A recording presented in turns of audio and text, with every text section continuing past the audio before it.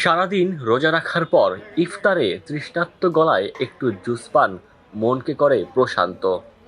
হাতে তৈরি ঝামেলা আর খরচের চিন্তায় অনেকে দোকান থেকে কিনে নেন জুস। নামি দামি ব্র্যান্ডের এসব পানীয় বহুল প্রচলিত, তবে এতেই যে রয়েছে আতঙ্ক তা কজন জানে।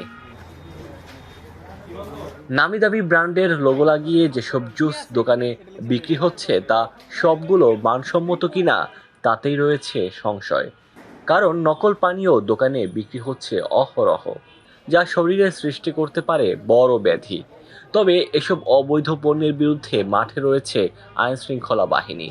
গোপনে খবর পেয়ে এমনই এক কারখানায় অভিযান পরিচালনা করে আইনশৃঙ্খলা বাহিনী।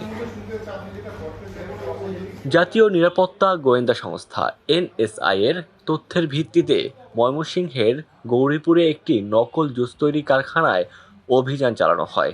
মঙ্গলবার দুপুরে উপজেলার কলতাপাড়া বাজার এলাকায় এনএসআই ময়মনসিংহের নেতৃত্বে উপজেলা প্রশাসন, বিএসটিআই ও সেনাবাহিনীর সমন্বয়ে নকল জুস কারখানাটিতে যৌথ অভিযান পরিচালনা করা হয়।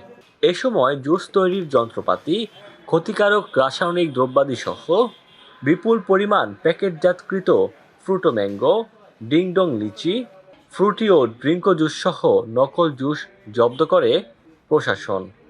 পরে বুলডোজার মেশিন দিয়ে তা ধ্বংস করা হয়। কারখানাটিতে দীর্ঘদিন ধরে বিভিন্ন নামিদামি ব্র্যান্ডের শিশু খাদ্য উৎপাদন হচ্ছিল। অভিযানে কারখানার মালিক দুলাল উদ্দিনকে 3 মাসের কারাদণ্ড এবং 1 লক্ষ টাকা জরিমানা করা হয়।